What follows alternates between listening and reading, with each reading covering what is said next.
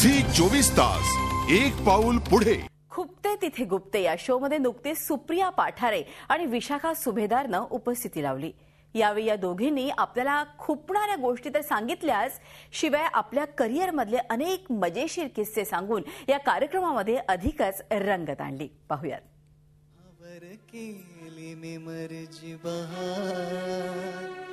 नका सोडून जाओ रंग महाल, नका सोडून जाओ रंग महाल. पापण्यांची तोरण बांधून डोळ्यावरती, पापण्यांची तोरण बांधून डोळ्यावरती, ही नजर उधळी ते काळजातली फिरती, ही नजर उधळी ते काळजातली फिरती. जवळ याव मला पुसाव गुपित माझ खुशाल, गुपित माझ खुशाल. विशाखा, मी ना मला असं काय एखादी इथे ज्यावेळेला हिरोईन्स किंवा स्त्री येऊन बसते तर तिला कम्फर्टेबल करायला किंवा तिला थोडं चार्म करायला, मूड मध्ये आणायला, आज तू किती बारीक झालीस, आज किती बारीक दिसतेस, असं म्हणलं की मुलीला साधारणपणे आवडतं, खुश होते मुलगी. असं जर का मी तुला कॉम्प्लिमेंट दिली तर म्हणजे तुला मी झालेच आहे बारीक. हो, काय सांगतेस? हे बघ थोडस फेस कट आलाय. मी राहिले म्हणजे वाढले डोंगरी उमरखाडी. शाबास.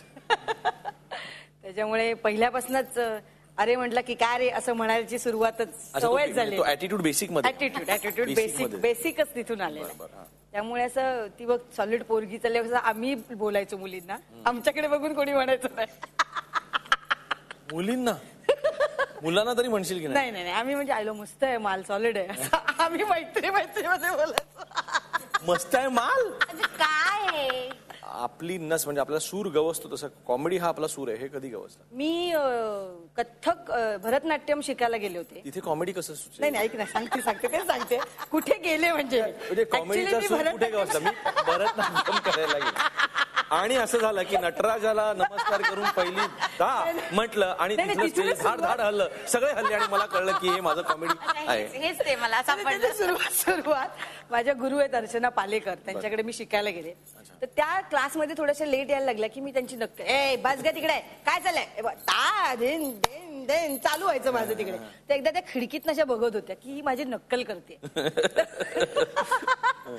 तुला काय डान्स बिन्स जमणार नाही, तू ऍक्टिंग मध्ये जा. म्हटलं नाही हो बाई मला काही जमणार नाही. तेव्हा गणपतीतली नाटकं व्हायची, डार्लिंग डार्लिंग मी तेव्हा केलं होतं. ऑडिशन खूप सारे किस्से आहेत माहिती का. म्हणजे मी सुद्धा एका हिंदीच्या सिरियलच्या ऑडिशनला गेले होते आणि अंबरनाथवरनं यायचं, त्यामुळे मग आपली ज्वेलरी, आपली साडी ऑडिशनसाठी, त्यामुळे ही अशी मोठी बॅग असायची. त्यामुळे बॅग घेऊन अशी त्या स्टुडिओमध्ये शिरले आणि त्या प्रोडक्शन हेअर ड्रेसर असं करून विचारलं.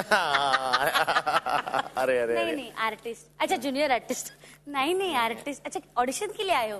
मग तरी मला एका खोलीमध्ये बसवलं, मग ऑडिशन. पण मग कॅमेरा ऑन झाल्यावर आपलं पाहिल्यावर मग सगळेजण येतात. स्पॉट दादा येतो, मॅडम कॉफी घ्या, मॅडम पाणी घ्या, असं. पण तोपर्यंत म्हणजे तिथं पोहोचच तर स्ट्रगल आहे. तिथं पोहोचल्यानंतर जरा काय हो आज पिऊन आलात का? कोण कोण पिऊन? मी विधच नाही. मी नाही.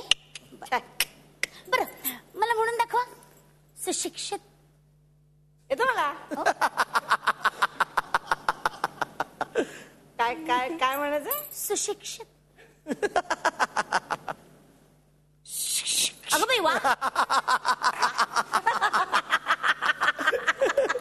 म्हणा जाज्वल्य. काय काय म्हणायचं? जाज्वल्य. अगं बाई वा. कोण आपण? तुपलिया पादुकुते. अरे असं कुठे नाव असतं का? अच्छा जुलिया, तसं तुमचं तुपलिया. मग काय झालं? दीपिका पादुकोण तू तक्त तर तुपलिया पादुकुती तू तकत नाही. फक्त कोण आणि कुते एवढाच काय तो फलक मुद्दा तोच. हा एक किस्सा झाला होता माझ्या मुलाच्या शाळेमध्ये. मी एका सीन मध्ये कुलवधू मध्ये चांदीचा चमचा चोरला होता सीन मध्ये. तर मला प्रिन्सिपलने बोलावून घेतलं की तुमच्या मुलाने ह्याला मारलं. म्हटलं का मारलं? तो म्हणाला तुझी आई चोर आहे. म्हटलं का, असं का म्हणाला तो? वो नहीं क्या आंटी आपने वो चम्मच चोरा था मुझे मालूम है.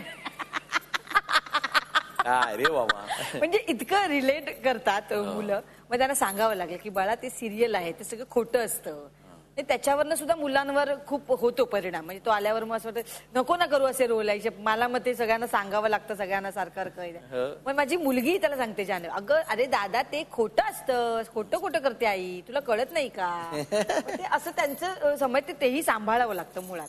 त्यामुळे घरची कसरत आणि ही असं ते दोन्ही. झी 24 तास एक पाऊल पुढे.